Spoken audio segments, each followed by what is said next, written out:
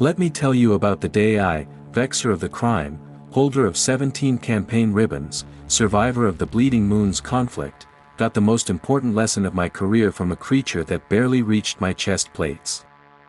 I walked into that training facility on Station Helios 9 convinced I was doing everyone a favor just by showing up.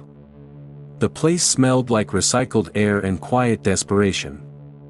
I ignored both warning signs. She did not even look up when I entered. Small. Maybe 5.5 feet. Dark hair pulled back, eyes the color of old bark, and a calm about her that I should have recognized immediately as dangerous. Instead I saw soft skin and thin limbs and made a series of assumptions that would haunt me for the rest of my career. Lieutenant Iris Calloway. Human. Combat instructor. 3 cycles into her species membership in the Galactic Council, already assigned to teach warriors like me. I laughed. My mandibles clicked. The other trainees exchanged glances. We were all thinking the same thing. No mistake, she said, finally looking up. You requested the best hand-to-hand specialist on the station. That would be me. Unless you want to file a transfer. My pride made the decision before my brain could intervene. No transfer necessary. She walked to the center of the mat with the unhurried stride of someone picking up a coffee. Stretched her arms. Something in her shoulders popped. Casual. Completely out of place. Standard rules. You wear your armor. I go as I am. First contact wins. My armor was a masterpiece. 300,000 credits, custom fitted, rated for artillery strikes up to 40 kilotons. It had kept me breathing through situations that would reduce most species to a fine mist. She was wearing a gray training uniform. Try not to hurt yourself, I said. That smile. Small, knowing, cold despite being perfectly pleasant. I will be very careful, she said. I should have run. The Kren are not simply warriors. We are the standard against which all others are measured. 6,000 cycles of unbroken military tradition.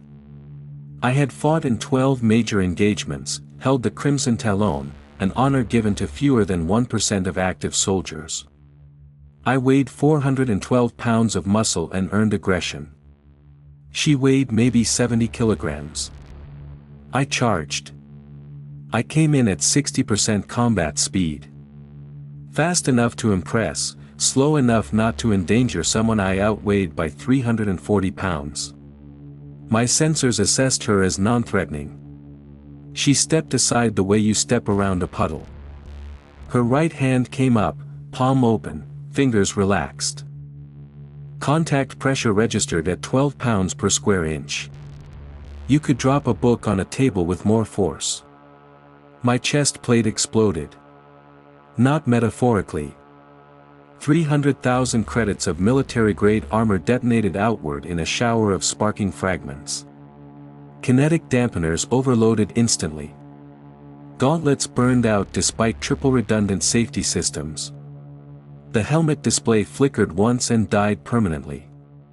Pieces of my armor clattered across the mat. Smoke rose from the chest cavity. Complete silence. Iris examined her palm with mild interest, the way you check your fingers after touching something you were not sure about. Sorry about that, she said. Sometimes I forget to pull my taps. Her taps. The engineering team arrived and tore through the wreckage for an hour before the biological data came in and made the armor seem like the least interesting part of the story. Human bone density 3 times that of Kren. 4 times most council species. Muscle fiber output 5 times the predicted force based on body mass. Home world gravity, 0.98 galactic standard. The room went quiet in a different way. Death worlds were marked red on navigation charts.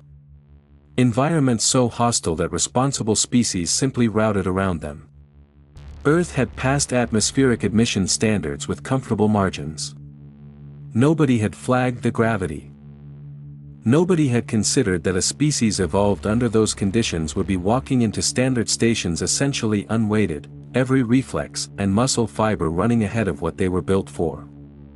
Their planet features continent-spanning storms, waves that destroy vessels, predators that hunt from multiple vectors, kill Nara Red, her voice flattening with professional shock.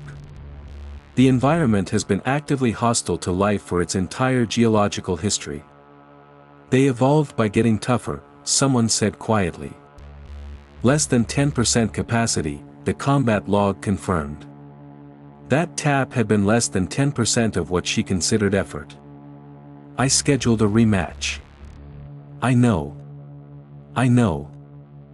The gallery was overflowing when I walked back in. Nobody was betting on my victory. The over-under on bone fractures was set at 4.5. Iris arrived on time, same uniform, same expression that gave away nothing. No holding back, I said, because the Kren are not historically celebrated for wisdom. I want to know what humans are actually capable of. She studied me for a moment. Then that different smile appeared, the one that looked almost like respect. Okay, champion. But remember. You asked for this. I lasted 4 seconds. I opened with a sweep combination that had earned me 3 campaign ribbons. My instincts fired, centuries of evolutionary refinement engaging at once. She was not there. I adjusted, went low for a leg sweep that had never failed me in 12 years. She stepped over it without looking down. Then she moved forward and I learned what speed actually looks like. A touch to my shoulder and my arm went numb. A brush to my chest and my lungs forgot their function. A tap to my knee and I buckled.